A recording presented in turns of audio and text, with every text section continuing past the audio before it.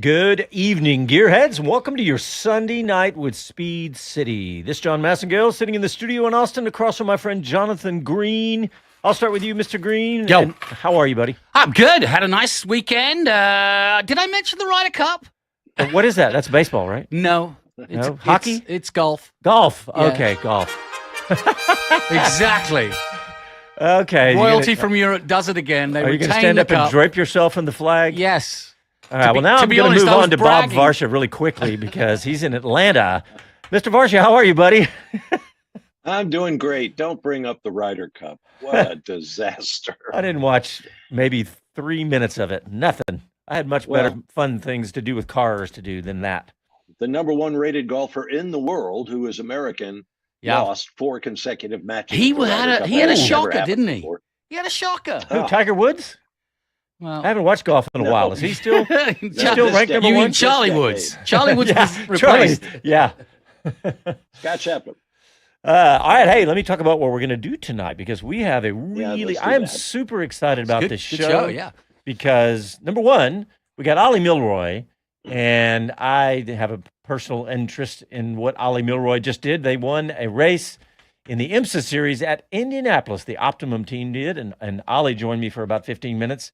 Really fun guy. You've met him before, Johnny. Oh, yeah, Ollie Millroy. Yeah, cracking racing driver. Yeah, great race driver. So we got Ollie Millroy, and I recorded this with him a few hours ago because he's in the UK, and then we weren't going to keep him up all night just to come get on Speed City. And then, Jonathan, you got a young driver who's got some big news to announce coming on the show, Nikita Johnson. Yeah, just 17 years of age, but when you look at his record, and I noticed Bob put a good story in there about his record, you should, if you compare him to, let's say, Dennis Hauger, who won the Indy Next Championship this year, the Norwegian, he's almost done all of what Hauger has done, not quite to the length and success as Hauger.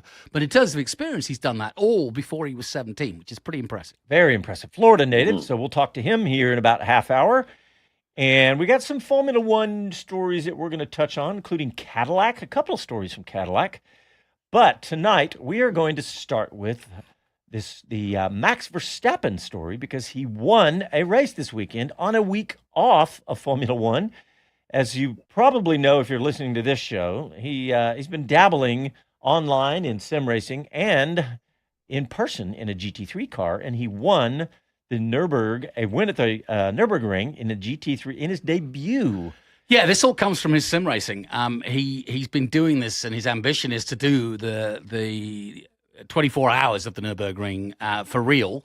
He's done it on sims, and he's raced a lot of sims around the Nürburgring and the Nordschleife. But he finally did it for real in terms of doing an actual race in a Ferrari, interestingly enough. The same Ferrari that Ollie Millroy drove. There you go. Yeah, and I mean, I like his style. I'm not sure if I was the head of Red Bull whether I'd be encouraging to go around the hardest and most dangerous track in the world between races.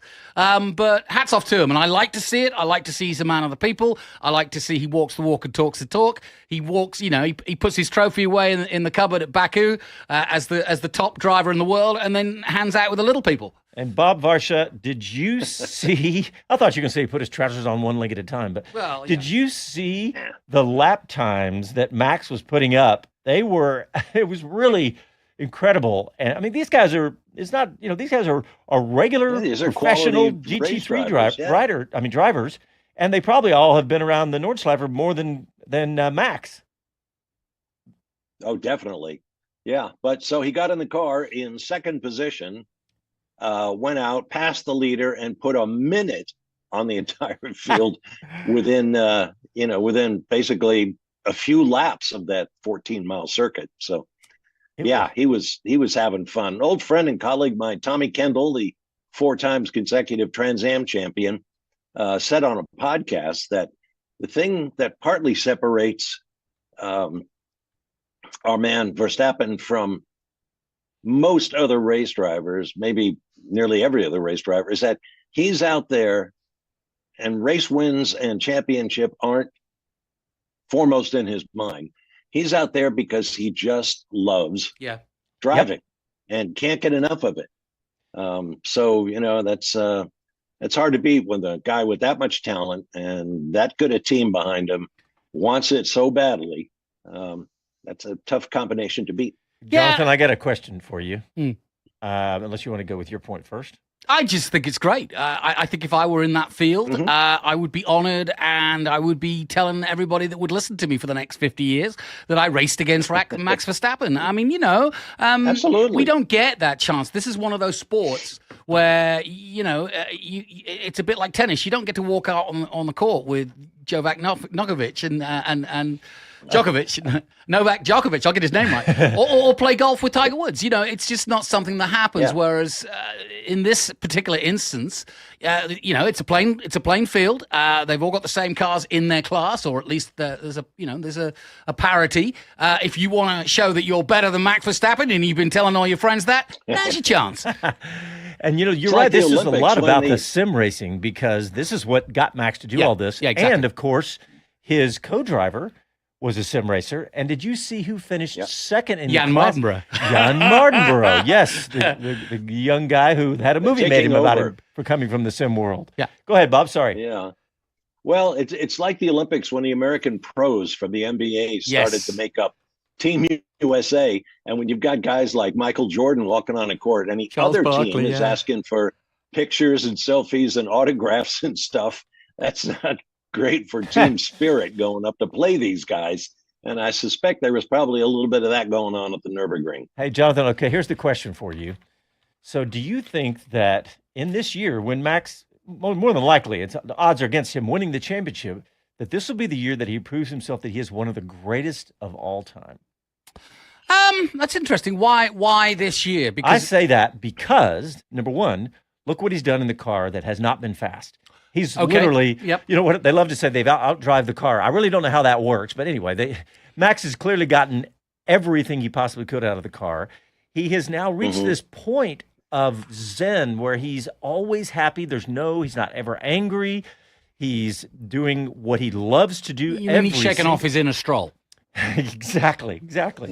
But I just feel like that, and who knows, how close could he come to winning the championship this year? I think we'll find out in Singapore next week, probably. I think I would agree with you wholeheartedly that it is in years like that, and I would say that Senna, with that Ford McLaren back in the day, did that with that McLaren, and I think we all said at the time, man, it doesn't matter what he's got underneath him. He can do it in anything, even if it's not as good as everybody else's. Yeah. But it wasn't. But it must be said also, the Red Bull is better. And a lot of the media on site have been tipping their hat to Laurent Mekies and what he's done since taking over from Christian Horner with that team. And it seems the number one thing he's done that everyone thinks improved the car was that there's listening to the drivers more.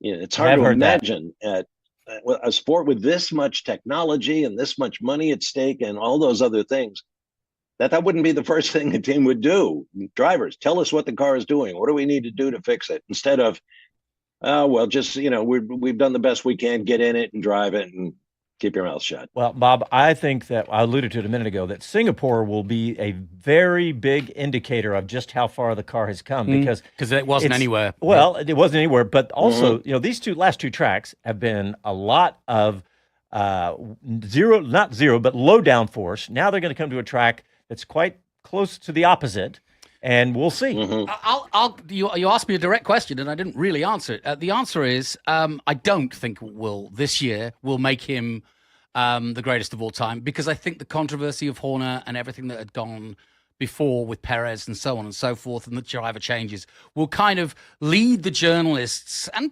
potentially a lot of the fans not to see this as such a great year for him because of what was going on with the team. Now, I do think that we are getting close if we see again that he's struggling and doing outrageous things with a car that just isn't there again next year, because we really don't know. And I do think it's going to be harder with Ford on board. And if he starts doing things with that Ford Red Bull that they're not expecting from the get-go, then you can have my vote. Yeah. Well, and to be fair, I said one of the greatest of all time. I think you could already make that case now. Yeah, you can. Yeah. But yeah, go ahead, Bob. No, I wasn't going to add. I was just agreeing with you that, it's a little early, and you'll never solve that debate. There is no one right answer. for the greatest driver of all time. But It's I mean, a tough he's one. certainly in the conversation right now, I would argue. Yeah, no doubt about it. Certainly All this right, decade. let's go ahead and take our first break. And when we come back, we're going to hear from Ollie Millroy. And after his win at Indianapolis, you're listening to your Sunday night with Speed City. Back after these messages. Those are endorsements. Could you just get him to Casey? I didn't even see him. All I saw was endorsements. Okay. Yeah, it's just 2 endorsements, but they're the right ones. I did them this week. Do we need to play him tonight? It doesn't matter, but put them in the system, and they'll work tonight, and they're right. Okay. And I've got a story. I was with Ryan him. Yardley. Okay. Ryan Yardley and Jet Bowling, yeah. So I was with him yesterday, on Friday. Okay. All right, let's see.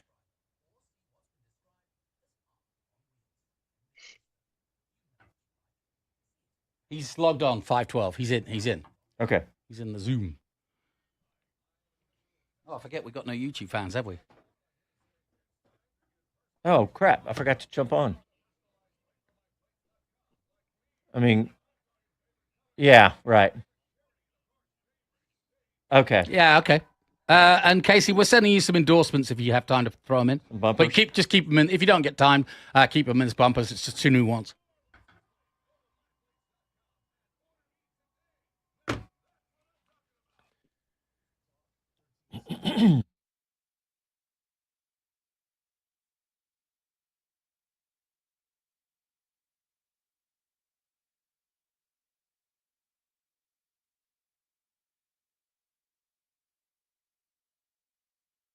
Hi, this is Max Verstappen, and you're listening to Speed City. Welcome back to the fastest hour in radio, Speed City. All right, welcome back to your Sunday night with Speed City. Jonathan, you got something? Life imitating art. The F1 movie was all about a guy who just liked racing. And, all right, he was an older guy, but, you know. That's true. If Max were 30 years older or he'd had a crash and was like Grosjean, you know, not doing Formula One anymore, he would be doing Grosjean this is doing sort of Formula stuff. One. He And I did can see Formula him One. showing up. Yeah. He did Formula One Last 2 week. days ago. I know. All right, so we're going to go into this interview that I got to do with, and I say I got to do, I'm really excited to do this because Ollie Millroy is with the Inception team, which is part of Optimum Motorsports. They got good mechanics, those guys. They have fantastic, the best in the business. And Jonathan's alluding, my son works for them, and they finally got their first win in IMSA after 3 years and 6 second place finishes. But let's jump right into it. Let's hear from Ollie Millroy. We are delighted to welcome race driver Ollie Millroy to the show. Ollie is currently racing in the Ferrari 296 GT3 in the GTD class in IMSA for the Optimum Motorsports team. And we wanted to have Ollie on the show because a year ago, the Optimum team switched to the Ferrari from the McLaren, and last weekend, they won their first race in IMSA at the legendary Indianapolis Motor Speedway in the 6-hour Battle on the Bricks. Ollie, welcome to Speed City, and congratulations on the win. Thank you. Yeah, it's been a fun week. It was a huge weight taken off our shoulders, you know, after so many IMSA races and a lot of podiums, a lot of 6 second places, and not even just that, but we've had huge potential now for really a couple of seasons. You know, we've always got the pace.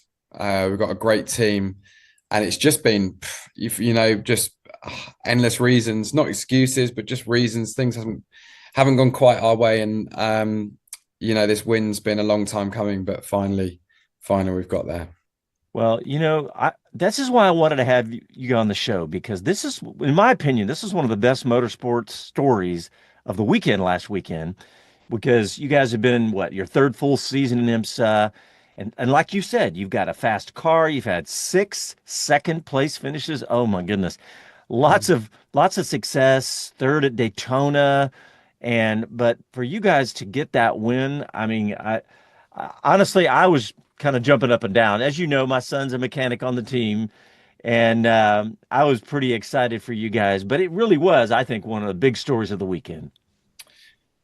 Yeah, you know, it was hard. It was really tough. The easiest part of the race, I think, for me was the time that I was actually in the car, because when you're out of the car, you feel so out of control of your destiny. You know, my heart rate, you know, I wear a heart rate monitor all the time, and my heart rate was higher during the last hour on the pit wall than it was for the 2 hours I was in the car. So that just shows how much, I got to the point when I was just pacing up and down the paddock. I wasn't even watching the race for the last 20 minutes because, it's just been such a massive build up, and I know how hard everyone has worked. And I've also, done enough racing now to know that it's not over until you cross that checker flag. So you just until that happens, you just don't relax. It was such a relief. It was a real relief, and obviously exciting for the team. And what's great is that Petit is so close as well, so that we're hopefully now going to carry that energy, that momentum into Petit next week as well. Yeah. And we'll talk about that. But I want to go back to the Indianapolis race because literally, about an hour to go, the hood flew off of the car, which you just don't see very often. And that I was like, oh my gosh, what's this going to be? Is it a disaster? And are they going to be able to get it back on the car? So they got it back on the car, and you guys, and so you talk about your heart rate. I kept thinking, is the hood going to fly off again? And you guys had a nice lead after that coming in the last, 45 minutes or so of the race. You had a nice lead. And then we had a safety car, and the field bunched back up, and I thought, oh no, we're going to, somebody going to catch him and try to pass. And then, of course, we all know it's racing. We don't know what can happen, especially in those last few laps. Could have been a crash. So, yes, I understand the heart rate thing because mine was doing the same thing. But I got to ask you, what did you think when the hood flew off? I was back I had just got back to the RV actually to get changed out of my kit and have a bite to eat before the end of the race, and saw that happen. I just thought, I just can't believe something has happened again. I don't think at the time, I think we were like running third or something. I was like, I can't believe this happened again. And obviously our main focus now at this stage of the season is to try and win the Aiken Trophy with our bronze driver, Brendan, because that gets us the Le Mans entry for next year. So, that's all we were kind of really focused on. And then obviously now I'm thinking, right, that's gone because now the Corvette's going to finish in front of us. And as it happens, our hood flying off caused a full course yellow, which, because actually Frederick and I had spent the last 3 hours of the race prior to that doing a lot of fuel saving. We were in really good shape fuel-wise to the end of the race, with one more stop. Whereas I think once that full course yellow came out for our hood, a lot of people had to take an emergency pit stop, which obviously helped us in terms of our position as well. So, it was crazy. I mean, it's typical IMSA. You just don't know what's going to happen. Okay, you could say we were quite fortunate with how that sort of last hour or so played out, but we have also on many, many occasions been on the other end of that. And that is IMSA. That's the nature of it. That's what keeps it so exciting. And it means it's not just about outright pace or who's got the best car or anything like that, or even who's got the best strategy, because IMSA throws in these curveballs all the time. And, out of those, you have winners and losers. And on this occasion, it went our way. Absolutely. We all know that's racing, and we've all seen it. Sure. And you guys were due for a win. But I want to go back to the Bob Aiken Award because Brendan Reeb is your bronze driver and the gentleman driver on the team who does a great job. And, you guys, obviously everybody thankful to have him and his support to have this team. But I know that he was pretty excited about that. But that, like you said, that if he can win that award, that'll get you the automatic bid to the Le Mans again, which you guys have done. In fact, last year, you guys did something that nobody had ever done before in the McLaren, is that you put a McLaren on the pole at Le Mans, which I was very surprised to hear. The announcer, good on him that he was able to grab that stat, but that was pretty exciting. So you guys have had a lot of success, and this win was very, very much overdue. And I know that the team also currently leads the GTT class in the Michelin Endurance Cup as well, don't they? Yeah, we're leading that, which is an interesting one, really, because the Endurance Cup, it's quite hard to get without actually going for the endurance points, because it's Daytona, you get the points every 6 hours, so you need to be trying to lead the race every 6 hours. Sebring, I think it's every 4 hours at Sebring. And then the 6 hour races. So Watkins Glen and Indy is the 6 hour mark and the 3 hour mark and the 6 hour mark. So, you know, you really need to kind of like play your strategy to try and collect those points because of the Aiken Trophy that we've prioritized this year after missing out on it last year. We actually haven't really been chasing the endurance trophy. Sorry. But that just shows how strong our performance has been in the endurance races, that just by going for the end result at the end of the race, we've actually also collected maximum, the most amount of endurance cup points. So we have been really strong in the endurances. You know, look at Daytona, we led a lot of the first 14 hours of the race until we had the suspension failure. Sebring, we were fourth, and which is about all the pace that we had, and I think we were the top Ferrari at Sebring.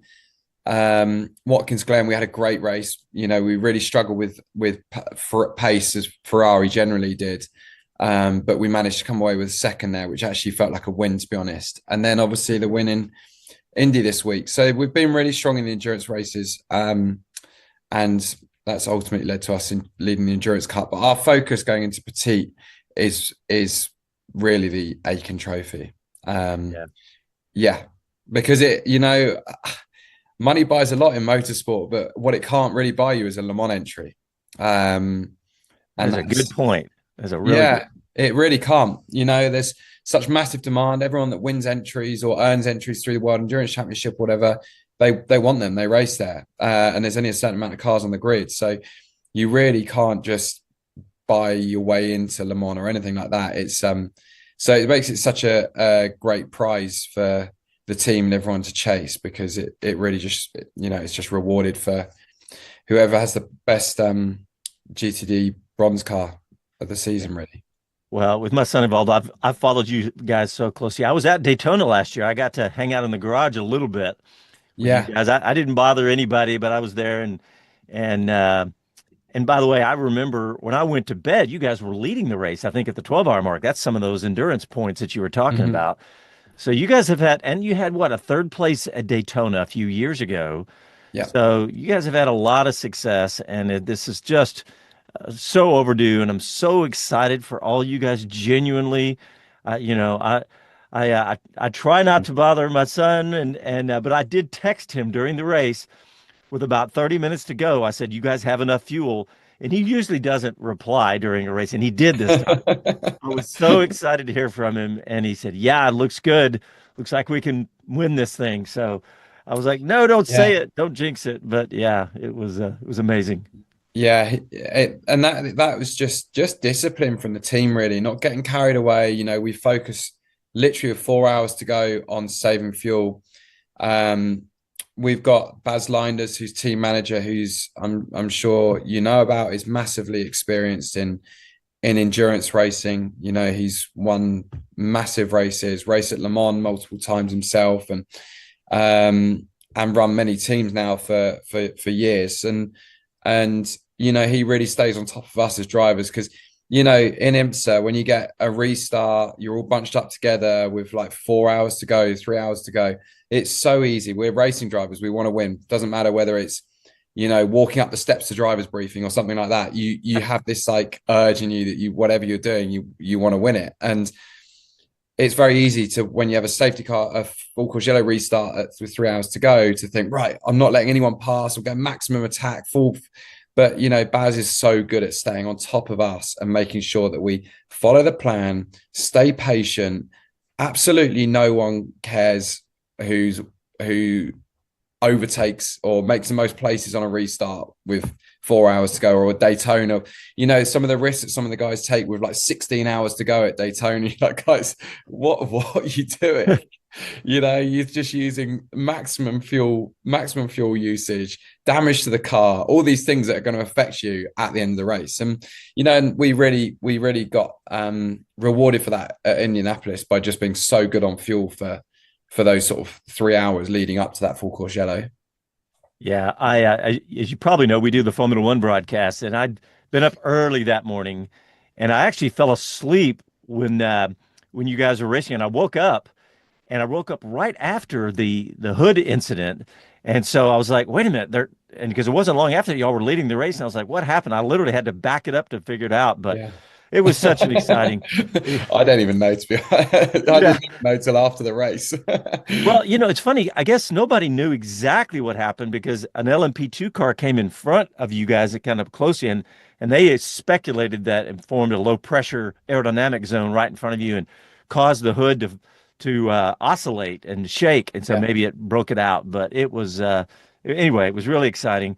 Yeah, I was saying, Ferrari are investigating it, and I'm sure Ferrari will do what they will. Look, I mean, let's be honest, it's still a relatively new car. It's still in its second season of racing. Yeah. So, Ferrari are collecting all this information. We've had a couple of failures this year, but they've been on it with coming up with solutions. We had obviously the failure at Daytona, and they had a solution for that by the time we got to Sebring. And the team, Reagan and Tom and our mechanics and Lewis and Ian Smith, who's our technical director, all the engineers and that, everyone's working hard with Ferrari to come up with these solutions, because ultimately Ferrari do a ton of testing on these cars, but they don't test them 6 inches off the back of an LMP2 car at 250, 260 kilometers an hour, So, and that's obviously what caused that failure. But the team did an amazing job in the pit stop to get it fixed, because IMSA wouldn't let us just go out with it just taped on. They had to actually fix it with a pin to make sure it was safe, which is fair enough. IMSA doing the right thing, because they don't want that coming off and going to the crowd or something like that. So, they did a really great job of fixing it in the pit stop without us losing any time. So, yeah. Well, it was so exciting to watch and so well deserved. So, thank you, Ollie Millroy. Thank you so much for coming on the show. Congratulations, and tell the whole team that we were all watching, and a lot of our radio fans know my story with Reagan, so they're all watching you guys too. So tell everybody we were excited for you, and thanks again for coming on the show. Yeah, Reagan's a huge part of our team, so thank you for your support of him as well, and support of us as a team. And he's great, and hopefully we'll be messaging you again after Petit with pictures of another trophy. So that's the plan. Absolutely. Best of luck at Petit. Awesome. Thank you. Thanks. Cheers, John. Thank you all for letting me indulge. No, that's a good story, and he's a good racer driver. I don't know him that well, but I've known that name for a long time. Yeah, he's certainly got a pretty riveting resume. Yeah. I mean, in addition to his years of race driving and all he's achieved there, he's also a driver coach. He's also a Hollywood stunt driver. Yeah, in some pretty big name action films like Mission Impossible. Yeah, he's quite the complete race driver. Yeah, he helps coach Brendan at Reeve, the gentleman driver team, the guy that runs the team. Yeah, that runs. His background is he invented the Oculus Rift. Oh yeah, the original VR goggles. Yeah. Anyway, all right, guys, let's take a break, and when we come back, we're going to be live with Nikita Johnson and his big announcement. Listen to your Sunday night with Speed City. Back after these messages. Okay, YouTubers, is anybody out there? Is there anybody out there? Kevin Kelly's here. Hey, KK. And Bill Ricker's here. They're 109 cars, he reckons. And took then on Max. the Nürburgring, yeah. Yeah, I like that. Wow. All right. We got Nikita. All right. Let's see. Why is I've got to reconfigure this YouTube thing. I can't hardly operate it in this browser. 2 Aston Martins collide, and Stroll wasn't in either. Love that the 007 is one of the way. Oh, that's car funny. numbers. There we go. Now I can see it. Yeah, that's funny, Bill. Bill is one of the most consistent. He and Kevin Kelly both, for sure. Yeah, that's true. So Nikita's in the house, huh? Yep. All right. He's been a busy boy. Can you hear us? Let's see. Nikita, can you hear us? Uh-oh. Hello? I see his screen is He says, black. I've just got kicked out. I'll rejoin. Okay. Casey kicked him out? Yeah, probably. Just jealous.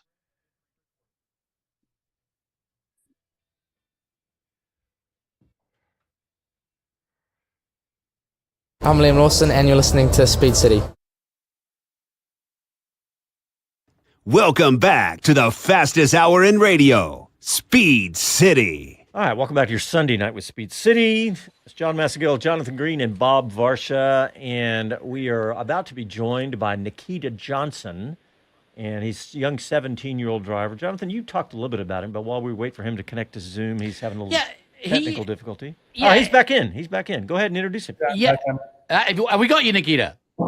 Yes. There we go. I'll give you the intro. Yeah, he sparked my interest a few years ago because he was literally trailblazing through both America and the world, younger than anybody should be.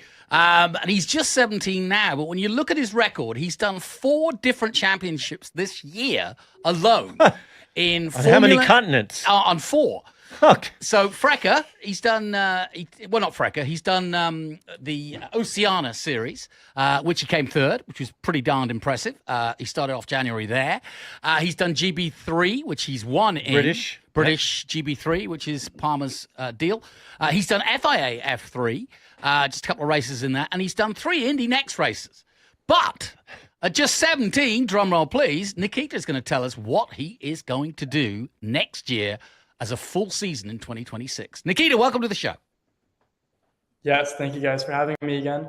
So happy to announce my plans for next year. It's always nice to announce them earlier than others, but I'll be racing in 2026 with Cape Motorsports and Indy Next, full season, full campaign. Cape's a really good team. We saw them won in USF 2000 countless times from the 2010s. And then they just won in the Indy Next about 2022. So they're a little bit of a newer team, but I know that they're very fast because I've competed against them in the past. Wow, that's exciting. They worked with drivers. They helped develop Kyle Kirkwood and Jack Crawford, I think. Is that right? Exactly, yeah. Wow, that's really exciting, Nikita. Yes, I can't wait. Nikita, how did you choose both to go to Indy Next? And how did you choose your team in Cape Motorsports?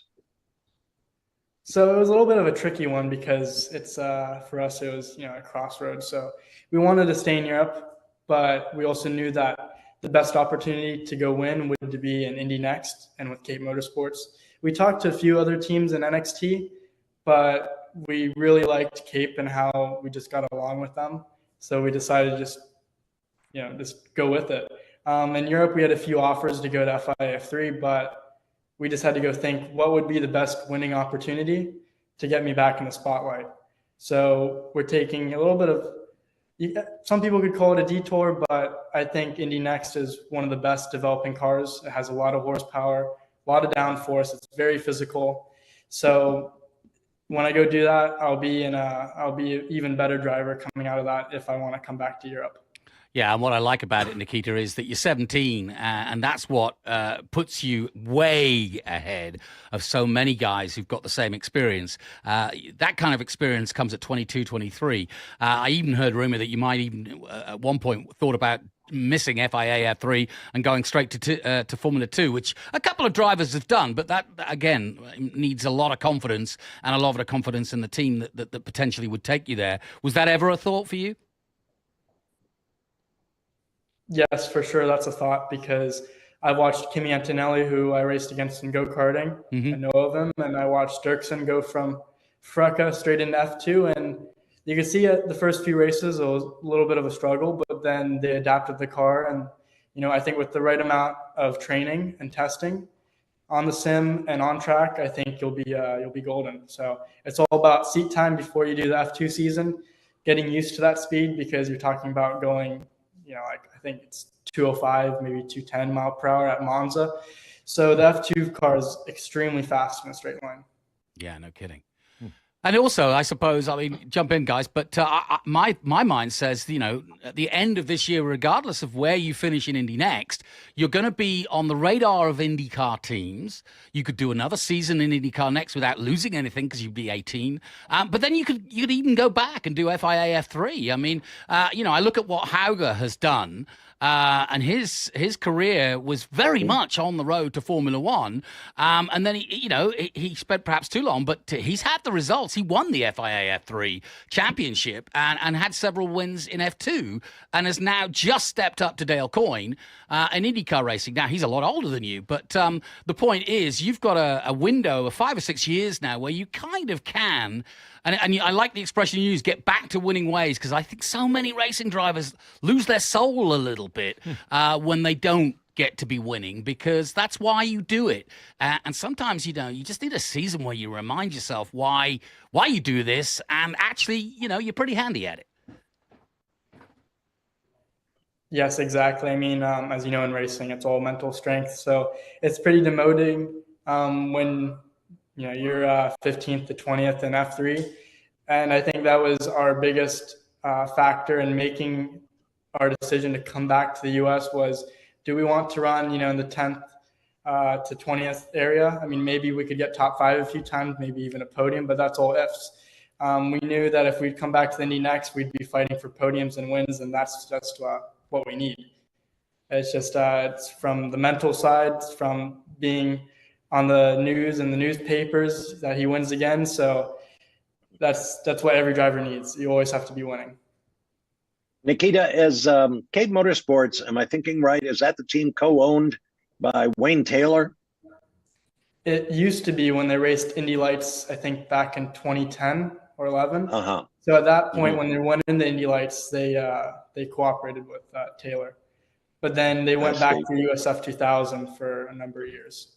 Hey, Nikita, your decision reminds me of what Colton Herta is going through right now because of the similarities. What do you think of Colton's decision, first of all, and do you see the comparison? Yes, I see the comparison because I actually looked into it today because somebody already told me this. And we both raced in Europe at 15 and 16.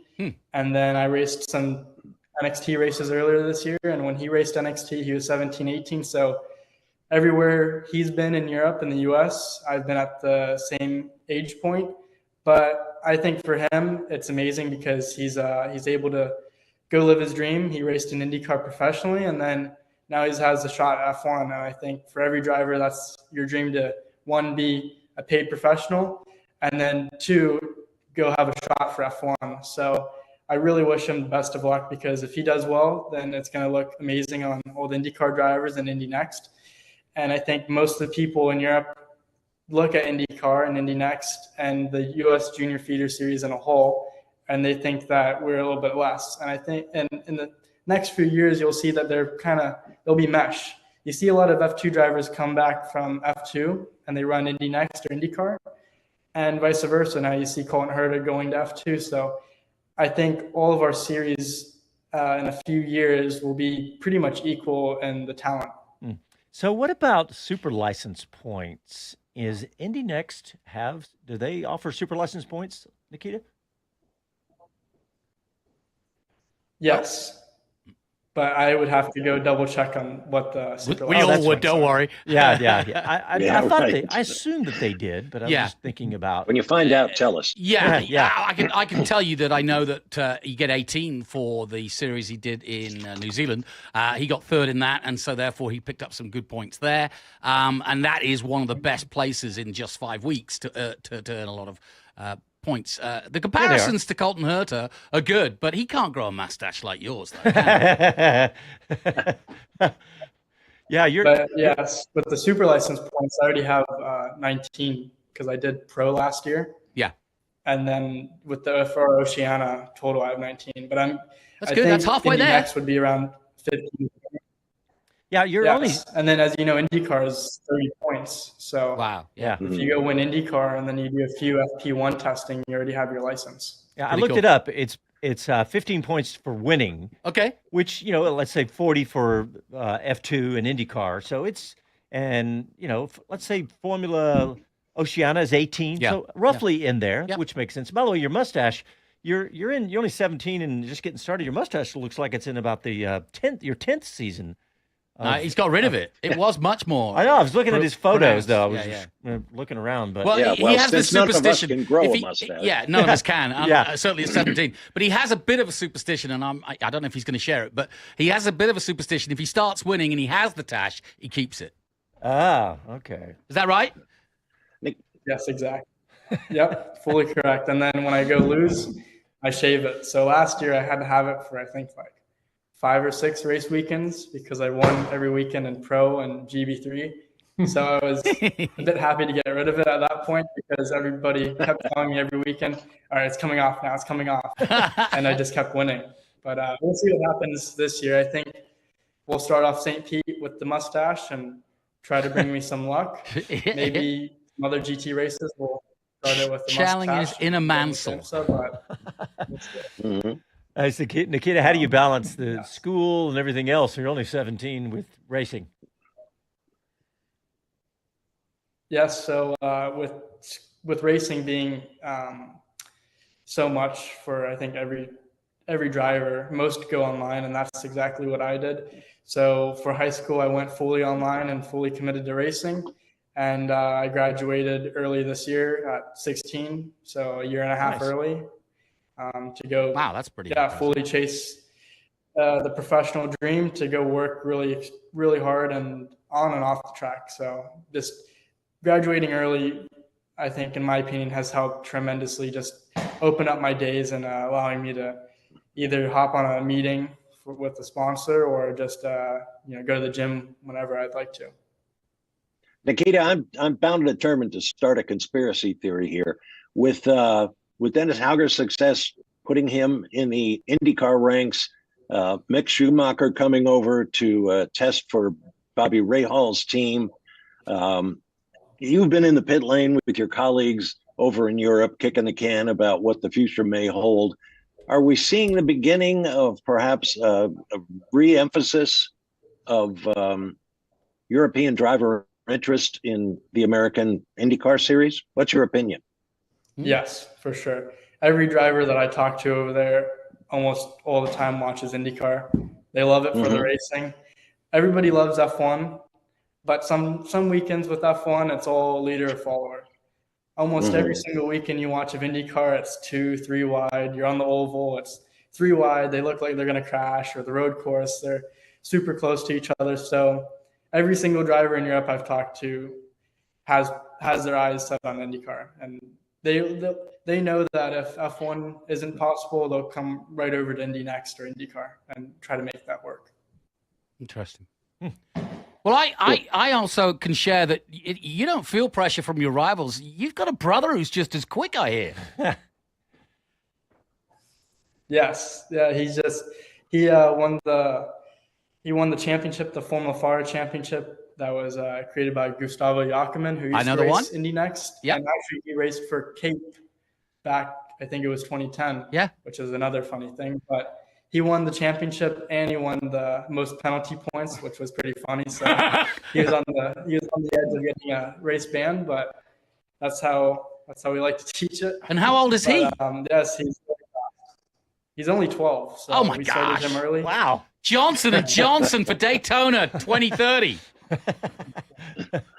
Yes, that's the plan. Hopefully someday. I mean, I'd rather be his teammate because I think if we're racing against each other, he'd just take me out. I think he'd just do it. As well he should as a younger brother. Oh, dear.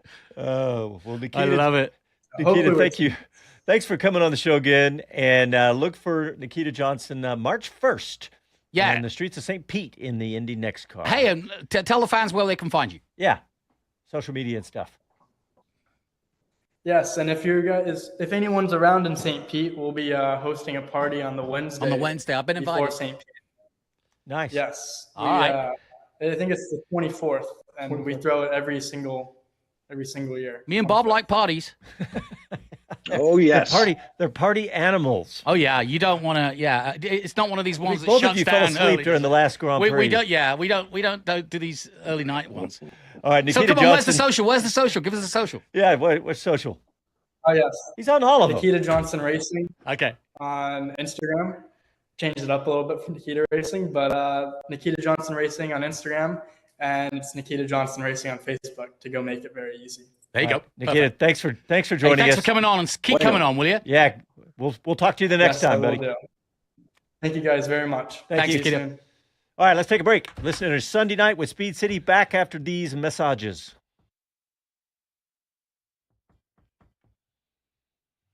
All right, YouTubers, are y'all sleeping over there? What's happening?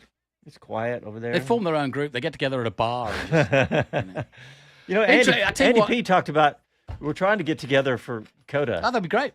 All the YouTubers. It's an interesting story, his. He's achieved so much. Yeah, he's achieved a lot in a really short time, and it sounds like his brother's on the same trajectory. But he really does. His next 5 years, he could go anywhere. He needs to invest in a microphone. We'll send him one. Well, yeah. All those guys with echo chambers. That's okay. Let's see. Man, look how close we are to USGP. Did you hear Gunter Steiner? I think one of the stories I put in, Gunter Steiner says that McLaren should now rally around Oscar. Yeah, I put that in there. In fact, that's one that we can talk about. We got about 9 minutes. I think that's a little too early. It's 25 points. It only needs Oscar to stall again. Yeah, it's too early. That's too early. Okay. All right, coming back.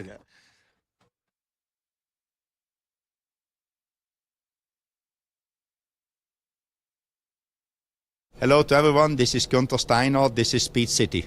Welcome back to the fastest hour in radio, Speed City. All right, we're going to talk Cadillac F1, and we're going to start with the story that says they are seeking up to $70 million per year from an F1 title partner. It just shows you the difference between coming in as Haas. That's exactly, and where they come in at $70 million. And they've already got Jim Beam and Tommy. That's right. Tommy Hilfiger and Jim Beam are on board already. And that's a good comparison because MoneyGram pays about $20 million to be associated with the Haas F1 team. Which is good. And that didn't happen until 2022 or 3, probably 22, I think. Gunter's playing the Paramount. That's right. I did see that. He did. Here in Austin, little Austin. The week between Austin and Mexico. Yeah. The Paramount Theater. So he's finally become the celebrity that we thought he was. Jay Leno's in town? That's right. Jay Leno, the Friday before. Yeah. So, Cadillac is also reportedly looking for 3 to 5 premium partners valued up to $30 million each annually, and at least 8 official team partners worth between $3 and $15 million, and technical suppliers starting at $500,000. You know what's interesting about that? And I have a little bit of an insight because I know a good friend of mine got a deal with GM to make product for them, like giveaways and stuff. Like swag. Swag, yeah. But what he said to me, and I didn't think it was that big a deal. I was like, well, what's the deal? And he goes, how many GM dealers are there in America and around the world? Oh, gosh. And so what if you notice and read that deal with Jim Beam and with Tommy for the clothing, they basically said, yeah, you're on the car, but you will be allowed to use our name and all of our activations that we do. So in every dealership, you can have, Jim Beam. You can have, it is instant marketing with no real effort. Oh, wow. I hadn't really thought about that. Yeah. That is massive. Bob Varsha, you put in a story in here talking about F1 ratings versus NASCAR. It was a last minute what do you call it, photo finish? What's the word I'm looking for? Between those two last they're weekend. separated by a couple of hundred thousand viewers. Yeah. And that's, the critic would say, well, NASCAR is now airing on an unfamiliar network. I think they're on Prime right now. So it's easy to get lost in the clutter of television these days. But, the numbers are what they are. And I think it was 1.7 million for NASCAR Cup last week and 1.3 actually. 1.3 million. Oh, I'm sorry, for NASCAR. Yeah. And 1.1 for F1. And that's still better than Indy. Yeah. So yeah, it's a really interesting they time. can't fight back right now. Yeah, it's a really interesting time. NASCAR, I think, have done a good job, but it is such a different sport. It's very hard to compare. But it is what it is. I think NASCAR have actually remained relevant. They've had to run around a little bit, as you say, broadcast wise, but the product's still good. Yeah, and F1 is looks like they're setting it. They're through the same number of races as last year. They're already well above average wise, and it looks like that's going to continue. I mean, with the Brad Pitt movie and everything else, the momentum is looking good. And all the talk about, where the rights will go in the future. Sure. And the fact that Formula One is not looking simply for a television partner. They want a corporate entity that can help spread the good word in any number of ways, including things like swag and activations like, sweepstakes and trips to races and meet the drivers and lots of different things. I mean, Apple advertising for the new iPhone or whatever, or a watch or whatever. I mean, think about the tentacles that Apple have. And you're saying that because it looks like they're in the driver's seat. Well, to win it. They're the ones that everybody's talking about. Yeah. And Bob, what do you think about the negatives? Kevin Kelly brought up the negatives of Apple being the one to win this, because they're not, they're not going to stumble across like you could if you went to a sports bar or wherever. You're going to maybe see a replay or live broadcast. That is definitely something. Yeah. What do you think, Bob? About the availability of replays? Well, no. The fact that Apple, the only way you're going to get it is if you have an Apple TV subscription. Oh, I see. Right. So you won't be able to find it after the race. Well, I don't know, frankly. I mean, it's because Apple has such a dearth of history operating a television network. They're going to have to hire a company to help put them on the air because they don't have that ability.